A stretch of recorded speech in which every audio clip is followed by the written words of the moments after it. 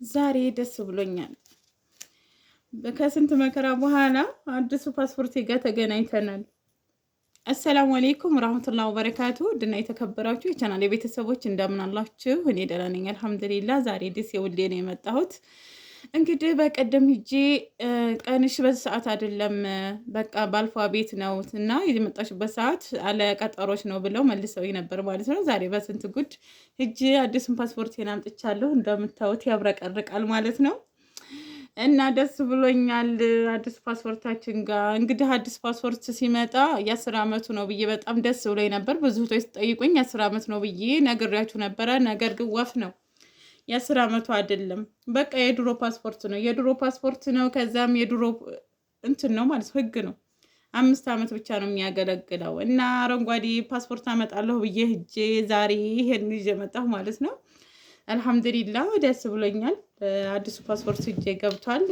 ግን የ10 ዓመቱ መስሎኝ ደስ ብሎኝ ነበረ። ምክንያቱም ቢያንስ ሳትሄዱ ብትዘገዩ ቢያንስ እድሜ ይኖረዋል ምናምን ብዬ ነበረ። ነገር ግን አልሆነም እላችኋለሁኝ። ያው ተመሳሳይ ፓስፖርት ነው ይዤ የመጣሁት። ይሄ የድሮ ነው፣ ይሄ ደግሞ አዲሱ ነው። እንደምታውስ የድሮ እንትኑ ለቋል ማለት ነው፣ የድሮ የፓስፖርት ይሄ ደግሞ አዲሱ ነው እላችኋለሁ። እንደምታዩት ያብረቀርቃል ራሱ። ብቻ ዛሬ ደስ ሄጄ ብዙ ነገር አይቼ መጣሁኝ እና ፓስፖርት ህይወት ነው። ያዙት፣ አትቅደዱት። ምናልባት የሆነ ሰዓት ልንገራችሁ። በቃ አረብ ሀገር አትሂዱ፣ ችግር የለውም። ግን የሆነ ሰዓት ወደ ውጭ መውጣት ፈልጉ፣ ፓስፖርት ማውጣት ብትፈልጉ፣ ምንም እንኳን ለመዝናናት የሚሆን ለምንም እድል ብታገኙ ይሄ ፓስፖርት ያስፈልጋችኋል። ቀዳችሁ የጣላችሁ ሰዎች በጠፋበት ስታወጡ ቢያንስ 13 ሺህ ከዛ በላይ ታወጣላችሁ ማለት ነው። አስቸኳይ ካወጣችሁ ደግሞ እስከ 25 ሺህ እስከ 30 ሺህ ብር ትከፍላላችሁ። ስለዚህ ፓስፖርቱ አሮጌው ቢቀመጥ የሆነ ሰዓት ይጠቅማችኋል። ምናልባች 13 ሺህ ከዛ በላይ ማውጣታችሁ ቀርቶ 5 ሺህ ብር ከፍላችሁ አሮጌ ፓስፖርት ካለ ታወጣላችሁ ማለት ነው። ፓስፖርት አንዳንድ ጊዜ አሮጌው መኖሩ ይጠቅማል። እኔ ይሄ ባይኖር የድሮ አለኝ። የድሮ ስላለኝ የድሮውን ይዤ ሄጄ ማውጣት እችላለሁ ማለት ነው። ስለዚህ እናንተ ፓስፖርት እኔ ደግሜ ወደ አረብ ሀገር መሄድ አልፈልግም ምናምን ብላችሁ አዝርቃችሁ አትጣሉ ትላለሁኝ ማለት ነው። እና ዛሬ እንግዲህ ትናንትና ብዙ እህቶቼ ምን ይዘን እንምጣ፣ ምን ትይናለሽ ምናምን፣ አንድ ሻምፖ ስንት ወር ነው የምትጠቀሚ? 3 ወር ነው ወይ ምናምን እያላችሁ ነበረ። እንደ ኢትዮጵያ ነው እኮ ያለሁት ኢትዮጵያ ነው ያለሁት። ስለዚህ አንድ ሻምፖ 3 ወር 4 ወር ግዴታ መጠቀም አለብኝ እንዳያልቅብኝ ማለት ነው። እንደዚሁም ደግሞ ጥርስሽ ለመሳቅ ከምትሳቀቂ ጥርስሽን አሰሪው ምናምን ያሉኝ ልጆች አሉ በኮሜንት ትናንትና። ጥርሴን እንግዲህ አንድ ቀን ዶላር ሲከፍለኝ ኢንሻአላ እሰራዋለሁ። ሙሉ ይቀየራል ማለት ነው። ታሰረም አልታሰረም ተቀየረም ይቀየራል። ደግሞ ተለወሽብን እንዳትሉ እንዳልጠፋችሁ ማለት ነው። ልክ እንደዚሁ ገጦ ሁኔ ብታውኝ አይሻላችሁም? እና ያው ዛሬ ወላሂ ደስ ብሎኛል። ሁለተኛ ስለ ዕቃ እየጠየቃችሁኛላችሁ፣ በሌላ ቪዲዮ ስለ ዕቃ እሰራላችኋለሁ። ስለ ፓስፖርት አንድ ፓስፖርት ለማውጣት ስንት ጊዜ ይፈጃል፣ አዲስ ፓስፖርት ለማውጣት ምናምን እያላችሁ ትጠይቁኝ የነበራችሁ፣ አዲስ ፓስፖርት ተቀጥራችሁ አዲስ ፓስፖርት ለማውጣት ለወንድም ወይንም ለእህት ልታወጡ የፈለጋችሁ እህቶቼ አዲስ ፓስፖርት ስታወጡ ቢያንስ 5 ወር ከዛ በላይ ይፈጃል ማለት ነው። 5 ወር ይፈጃል። ኦንላይን ተቀጥራችሁ ቢያንስ 5 ወር እንደዛ ይፈጃል። መጣ ሄደ ተብሎ እጃችሁ እስከሚገባ ድረስ 6 ወር ከዛ በላይ ይፈጃል ማለት ነው በአሁኑ ሰዓት። እና አፋጣኝ ብቻ ነው። አስቸኳይ ስታወጡ ያው 25 ሺህ ከ20 ሺህ ጀምሮ ታወጣላችሁ እስከ 30 ሺህ ድረስ በ10 ቀን በ12 ቀን ይመጣላችኋል ማለት ነው ልዩነቱ። እንደዚሁም እድሳት ደግሞ በተቀጠራችሁ በወራችሁ ሂዳችሁ የፊት አሻራ ትሰጣላችሁ። ፊታችሁ ፎቶ ይነሳል ማለት ነው እዚህ ላይ የሚለጠፍ። ከዛም በኋላ ልክ በ8 ቀን ወይንም በ15 ቀን እንደ ድል ይመጣላችኋል ማለት ነው። ሰይድ አሁን አዲስ ነው ያወጣው። ሰይድ ግን በ8 ቀኑ ነው የመጣለት፣ አለቀጠሮ ነው የመጣለት። የሚገርማችሁ ማለት ነው ቀጠሮ የተቀጠረው ለህዳር ምናምን ነው። እሱ ግን ፓስፖርቱን አሁን አምጥቷል፣ ሜሴጅ ደርሶት እንደ ድል ቶሎ የሚደርስበትም ሰዓት አለ ማለት ነው። እኔ ግን በቀደም ሂጄ ቀኑ ስላለፈ ቀኑ አልፎ ሳይሆን በአልፋቤት ነው። አልፋቤት ስለሆነ ሮብ ሂጄ ሮብ አልነበርም፣ ማስከኞና ጁማአ ነው የኔ ተራ ማለት ነው። እና ኤቾች የሚመጣው ማለት ነው ሀቤት ያሉ ሰዎች እንደዛ ነው የሚመጣው። ስለዚህ በዛ ቀን መሄድ ስለነበረብኝ ከስሬ ተመልሼ ነበረ። በቃ አሁን ሂጄ አመጣሁኝ እላችኋለሁ። አዲሱ ፓስፖርት እጃችን ላይ ገብቷል። ከዚህ ወደዚህ ተሸጋግረናል ማለት ነው። ወትስ ራሱ ሲያምር ወላሂ እንዴት እንደሚያምርስና የፓስፖርት ያው እንግዲህ ተገልግለንበታል። እረፍት ያደርጋል ማለት ነው። ደግሞ እዚህ ሀገር የሚገርመው ነገር አይቆረጥም፣ ምንም ነገር ምልክት አይደረግበትም። የአረቦችን አይቼው ከት ይደረጋል ማለት ነው። ከት ይደረጋል በምላጭ ነገር በመቀስ ይቆረጣል። የኛ ግን አይቆረጥም። በቃ እንደምታዩት በቃ አገልግሎቱን ጨርሷል፣ ይቀመጣል ማለት ነው።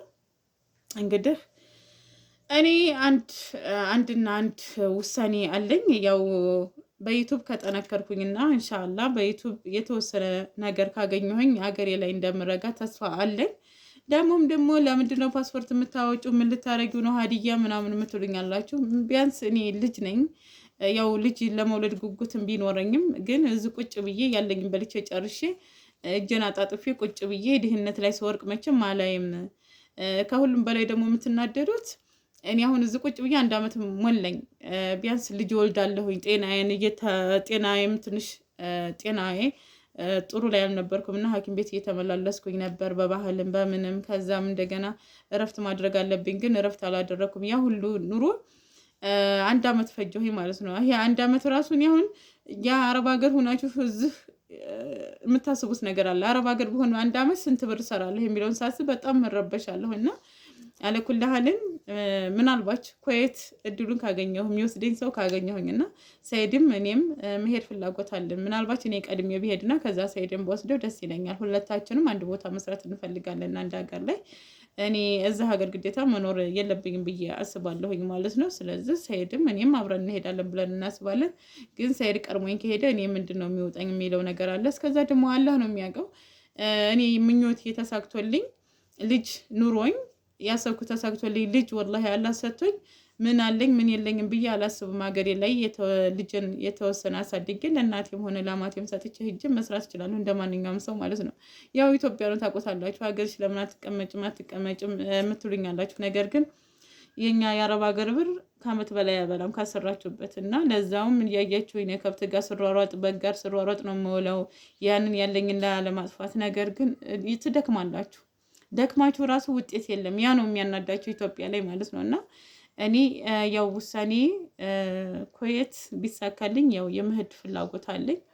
ያንን ደግሞ አላህ ስደት ይበቃሻል ካለኝ አላህ ልጅ ከወፈቀኝ ኢንሻአላህ ሽግሬን ችሌ ልጅ ወልጄ ለማሳደግ ኢንሻአላህ አጥራለሁኝ። ሁሉም ባላህ እጅ ነው። እኛ እናስባለን። ሞት የሚባል ደግሞ ድንገት አለና አላህ መጥፎን ነገር ይያዝልን። እኛ እናስባለን። የሚያሳካው አንድ አላህ ነው። አለኩልህልም ፓስፖርታችን እጄ ላይ ገብቷል። እንደምታዩት እጄ ላይ ገብቷል። እንግዲህ አላህ ደግሞ እሱ ያውቃል ማለት ነው። ርዚቅ የት እንዳለ አላህ ያውቃል። ወይ እዚህ ሀገር ነው ወይ አረብ ሀገር ነው፣ አላሁ ያዕለም። ብቻ ፓስፖርታችን እጃችን ላይ ገብቷል እላችኋለሁ። ስለ ፓስፖርት ማወቅ የምፈልጉት ነገር ካለ ምን ማድረግ እንዳለባችሁ ማወቅ የምፈልጉት ነገር ካለ መረጃ ሙሉ ማዳመጥ ትችላላችሁ። እኔንም አበረታቱኝ። አንዳንድ ስለ እቃ ምናምን የጠየቃችሁ እህቶች አላችሁ። ስለዛ ደግሞ እሰራላችኋለሁኝ። እናንተ ብቻ ላይክ፣ ሼር፣ ሰብስክራይብ ማድረግ አበረታቱኝ። የኔን መለወጥና የኔን መገላታት የሚያሳስባችሁ የኔ መለወጥን የሚያስደስታችሁ ደግሞ አበረታቱኝ፣ ይገዙኝ። ኢንሻአላህ ለእናንተ ይጠቅማል የምለውን ለእኔ ተጠቀምኩበት የምላቸውን ነገሮች ለእናንተ ለማካፈል ወደኋላ አልልም እላችኋለሁኝ። አንዳንድ ጊዜ ወላሂ ሀገር ቤት ሰው አለ የለም ብላችሁ ታስባላችሁ። ሰው አለ የለም ትላላችሁ። በየቀኑ እንደዛ ሰው ወጣ ማለት ፓስፖርት አወጣ ተቀበለ ማለት ማሰብ ያለባችሁ ኒንጃ ወላሂ ነው የምላችሁ። በየክልሉ አለ፣ በየከተማው አለ ማለት ነው። እንግዲህ ባህር ዳር አለ፣ መቀሌ አለ፣ በየሁሉም አፋር ክልል አለ። በየክልሉ አንዳንድ የፓስፖርት ማውጫ ጣቢያ አለ ማለት ነው። እና በጣም ብዙ ሰው ነው የሚሄደው። በጣም ወጣቶች ሰርተው ለሀገራቸው መሆን የሚችሉ በጣም ወጣቶች ትምህርታቸውን እየተው ትላልቅ ሰዎችን ታያላችሁ። በጣም እኛ የተረገምን መሆናችንን ሀገራችን ጉልበታችንን እና የልጆቻችንን ፍቅር እንኳን ሳናጣጥም ልጆቻችን ሳናሳድግ ጥለው የሚሄዱ ልጅ እንደዚህ እያጠቡ ይዘው መጥተው ፓስፖርት የሚቀበሉ የሚቀጠሩ በጣም ብዙ ሴቶች አሉ። እንደዚህ እያጠቡ ይዘው መጥተው ማለት ነው። እነዛን ልጆች ጥለው ነው የሚሄዱት እና በጣም ምን ያህል እኛ እንደተረገምን የሚያሳዩ ያ ነው። ልጆቻችን የእናትን ፍቅር እንዳያዩ ተረግመናል እስከምል ድረስ ማለት ነው። እና ብቻ አልሐምዱሊላህ እኔ ዛሬ እዛው ሰንበትበት ብዬ ቆይቼ ይዤ መጣሁ እላችኋለሁ። ጠዋት ሂጄ ቪዲዮ አልቀረጥኩላችሁም። ያው ውስጥ ከገባችሁ ጫጫታ ምናምን አለ። እዛ ላይ ደግሞ ታውቃላችሁ እኔ ደግሞ ፈሪ ነኝ ማለት ነው። አለኩልህልም ፓስፖርታችን እጃችን ላይ ገብቷል። በሌላ ቪዲዮ እንገናኛለን። ላይክ፣ ሼር፣ ሰብስክራይብ ማድረግ አበረታቱኝ። አሰላሙ አለይኩም ወራህመቱላሂ ወበረካቱ ሀባይብ ከልብ አመሰግናለሁ ስለምታበረታቱኝ።